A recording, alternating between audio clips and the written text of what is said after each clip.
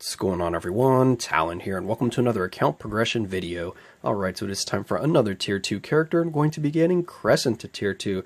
So I've had her ready to go for a little while now, but I just haven't gotten around to tier 2ing her, and now that I want more characters for the new Shadowland Infinite, I decided it's finally time to get around to tier 2ing her, because if she cannot clear a floor for me by herself, she does have a really nice leadership, and also she's a pretty decent character. So let's go ahead and take a look at her before we tier 2 her. So for the skills here, we've pretty much all of them leveled up except for the first skill, and let me see here. So this second skill, yeah, we want to level that up for the accumulation. We want to level this up for the guard hits. We want to level you up for the reflect, I think it was, going up, and also the guard hits. And then this we want to level up for the chance to penetrate, and also probably the ignore dodge went up as well, and the recovery rate. So yeah, she's got something beneficial on pretty much all these skills that would want you to level it up, except for the first skill here. That's just that 1 second of damage immunity, which did not go up. I was just checking by leveling up the skill once just to see. Our ice weight set is overdrive, and I think she could go with overdrive or power the Angry Hulk, because there wasn't any attack speed on any of these skills that I can remember. No, it didn't have any attack speed, so yeah, you can go with either one, power the Angry Hulk or overdrive, depending on what you need, if you need the attack speed or not. Our obelisk is just a pretty bare bones basic obelisk. I didn't give her anything too crazy. We just have a max HP with a 120 proc. I just wanted to go with a damage proc on her because I will be using her in like Shadowlands and things like that, so I definitely would prefer a damage proc over a invincibility obelisk, and I'm running low on those, so that's why she just has a 120 proc. I may upgrade this in the future if I decide to use her on higher floors, or I want to just start using her more in general. And then we take a look at the details here. We can see that, come on, bring up the details, there we go, that we don't have too much going on for Crescent here. She's pretty low on all of her stats. We have 123 attack speed, 42% crit rate, 147 crit damage. Her ignore defense is only 35%. She does get 10% ignore defense from her 5th skill, so that's going to be going up to 45% during the fight. And then our skill cooldown is only at basically 45%, so nothing too crazy there. Definitely could do a lot more for Crescent, but this is where she's going to be sitting at for now, unless she's not able to clear what I want her to clear. But we are going to be using a ticket on her because she is a premium character, and I did not want to spend 150 biles to rank her up. I'd rather save those for someone else. So here we go, use one of our 7 tickets here. So that's kind of why I'm deciding to get around to tier 2 characters as well, because I do have an abundance of those tickets right now, but I'll regret that once I blow through them. Anyway, there we go. We have Crescent at tier 2. We have the Half Moon Bear Spirit, and her tier 2 is going to give her super armor, all defense. It's going to increase her all attack. Oh, we do get a attack speed increase here, so maybe we don't actually... Wait, no, that applies to summoned characters. Apply to self. Okay, so yeah. So our summoned character is getting super armor, which is actually pretty nice. Her summon's going to have super armor, so not going to get guard broken as much, so more damage. We got some all defense, the all attack, all speed, and crit rate. And then what she gets applied to self is also super armor, which is really good because we don't have immune to guard break on our obelisk, so definitely happy to see that super armor. We have the all defense, and then we have a 35% increase physical attack, which is actually really nice. I didn't remember that in her tier 2 passive there. And then we have a 30% increase to all attack and defense of the summoned characters, so it's going to make Io just a little bit tankier, which is pretty nice. So go ahead and back out here. We have the young hero, very good. Yeah, so now that we have Crescent freshly tier 2, let's go ahead and try her out a little bit and just see how well she can perform now that she is tier 2. Alright, so here we are at World Boss. We're going to be taking on Proxima, and we're going to be trying out stage 30, see how Crescent can do here. I'm not quite sure how she's going to do, because I'm not too impressed with her damage when I was using her at tier 1, so let's see how she does at tier 2. So we have her own leadership, which is a very nice 60% increase to physical attack, and that is for combat types. Then we got Kid Kaiju and Daredevil in here for the team-up bonuses, which are going to be physical attack and a little bit of ignore defense, which is nice because that should get me capped out. So whenever I'm using her 5th skill to get that 10% ignore defense, and then we have the 5% here that will get us to max ignore defense, and then we have some physical attack and attack attack speed here from the Daredevil team up, I believe it was. So very nice. And then we're going to be using the typical strikers, at least for me. I use Invisible Woman and Scarlet Witch for the mind control. Then we have Luna in there for mind control and damage. Reed, because this is against Proxima and he's a physical damage dealer. And then we have Deadpool for the defense down.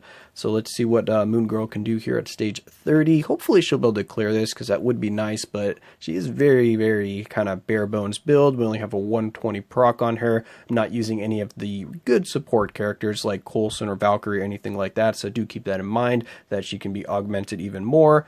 So yeah, there's a lot of room for improvement here, so let's just see how she can do. Alright, Crescent, let's see if you'll impress me or not here against Proxima. Alright, so let's get this started.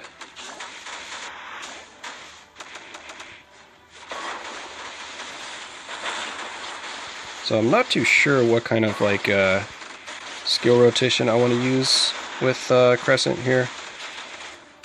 What I think works well with her is charging up the 5th skill not all the way, so that you still have some of the damage immunity from the 5th skill left over. So go to like the 2nd charge, then you pop the 2nd skill, go into the 4th skill for that guard hit, go into the 1st skill for your damage immunity, and go into the 2nd skill for some more damage immunity, and then you hop back around to the 5th skill there. But sometimes I hit the 2nd skill after the 3rd skill, and that kind of messes up the rotation a little bit. But I'm usually trying to get the damage proc on the 4th skill, but I don't know, her damage seems like it's spread out pretty good on her skills, so I'm not too worried about where the damage proc gets. Oh, we got stunned. No, don't die, Crescent. Heal. Yes, there we go. Yeah, the healing is really nice on the 5th skill, so that's good. So she doesn't really need too much help in terms of survivability. She still dies pretty quickly if you're not using a skill, though, because all of her skills have some kind of protection, except for the 1st skill, I think it is. You get like a guard hit for a couple seconds, or you get damage immunity for a couple seconds.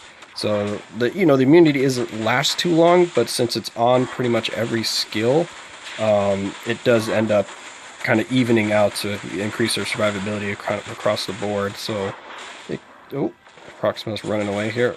Ooh, that dash went like all the way across screen. No, we got stunned. Snap out of it. Alright, let's go ahead and do that. Get our heal off. I mean, that is kind of a waste of the 2nd skill, because you only get that damage accumulation for like 3 seconds or something like that. So for the... oh, let's get out of here. So for the like 3 seconds that I'm charging the 5th skill, I lose the damage accumulation on the 2nd skill, so it's kind of better to use the 2nd skill right here than try to get the damage proc on the 4th skill to take advantage of that accumulation.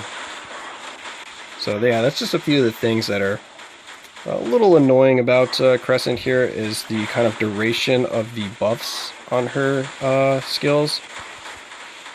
Like the guard hits doesn't last for very long, the immunity doesn't last for very long, the accumulation doesn't last for very long, so it's really hard to kind of take advantage of that. Oh, we need to get out of here.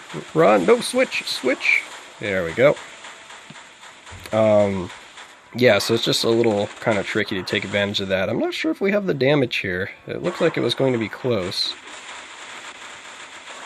Alright, let's get back out.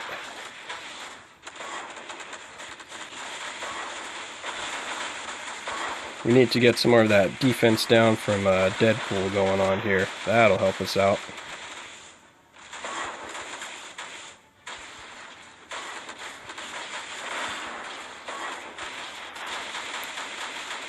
Ooh, yeah, we're definitely really far behind on the time.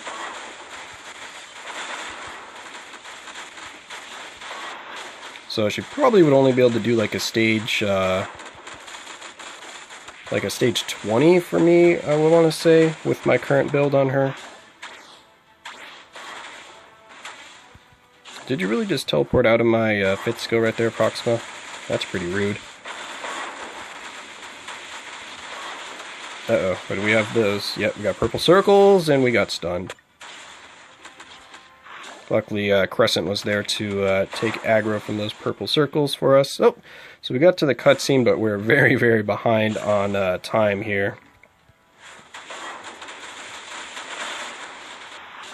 You know, when I get the damage proc actually on one of the skills at the start of it, the damage does look decent. Ooh, we almost died there. Luckily, I got my 5th skill out just in time. Oh, we got purple circles. They're targeting Crescent, which helps. Wow, Crescent, Io actually survived a full round of those purple circles. That's pretty impressive. That is really nice to see, actually. Oh, we might die here. Oh, no, we didn't.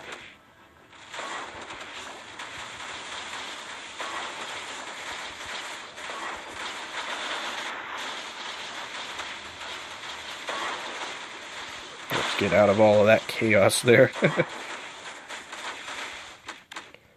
Oh, yeah, so there we go. So we had 5.5 bars left, stage 30. So yeah, for my current build with this particular team up in Strikers, I'm probably going to be able to get around stage 20, maybe 25 with her. Actually, probably 25 because we had only 5 bars. Well, 5 bars is quite a bit. Yeah, so around that for my current build. Again, we're not using any of the premium support characters here, so I could definitely throw in both Coulson and Valkyrie if I wanted to, or Shuri as well, because she can do the dual support if needed. And then we only have a 120 proc, so I could bump that up. Her ignore defense isn't max, so I'm relying on the 5th skill. And even then, I can't remember for sure when you get the ignore defense on the 5th skill, because like the other charge up skills that have effects on them, the longer you charge up the skill, the more effects it gives you. But if you use the skill right away, you do not get those effects. So her HP, the heal that she gets from her 5th skill, looks like it starts right when you use the skill, opposed to like someone like Ronin with his uniform, you have to charge all the way up to maximum with that skill to get the heal. So same with Crescent, the more you charge it up, the more of her effects you get. So that ignore defense might be on the 3rd step of the charge up, or when you get to max charge you get the ignore defense, or it could be at the 2nd step. I've already forgotten, so I might not have been able to get the max ignore defense, which does make a difference. But again, nothing too crazy, so a few things to maybe think about with the character. But her survivability was really good, as you can see there. She was able to survive stage 30 with not too much issue, just because Io turned out to be a lot tankier than I thought he would be, which is really nice. So yeah, overall, I mean, I'm quite happy with Crescent here. She's mainly going to be for Shadowland for me, but she can do some of the kind of mid stages of World Boss Ultimate in like the 20s, it looks like, and with a better build and better supports, she could probably do stage 30 for me right here, since I was only 5 bars away. So overall, she's a fun character, but I don't think I would necessarily buy the Bioselector sub just for her, because she's definitely one of the weaker characters in terms of the Bio sub characters. If anything, if you have like a day left over and you just unlock her and then you have like the tickets to rank her up to 6 stars, she could be a good leadership. But even then, I would only do that if you have the extra resources. So that's just my thoughts on Tier 2 Crescent here. I hope you guys enjoyed, and of course I will catch you in the next one.